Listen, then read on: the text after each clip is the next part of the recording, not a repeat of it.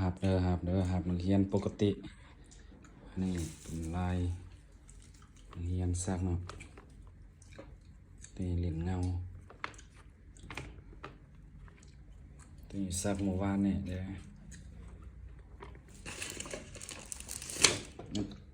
อันนี้ซักเมื่อก่อนนี่เนาะงามเนียน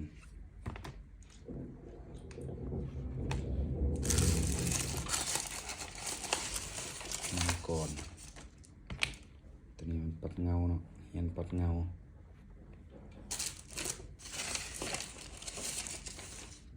นี่ตัวก่อนตัวนี้มันนาฬิกาผสมดอกไม้แล้วก็หัวกะโหลกตัวนี้ปลาคาร์ฟสนใจมาเฮียนนำได้ตัวนี้หากระซักแล้ว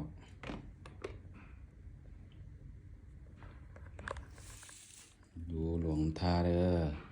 บ้านอุดมศิลป์สนใจเฮียนซักลายก็สามารถเข้ามาเบิ่งได้เข้ามาเฮียนนำได้เนาะหรือว่ายามเวลาสร้างซักก็มาเบิ่งสร้างก็ได้เนาะนักเรียน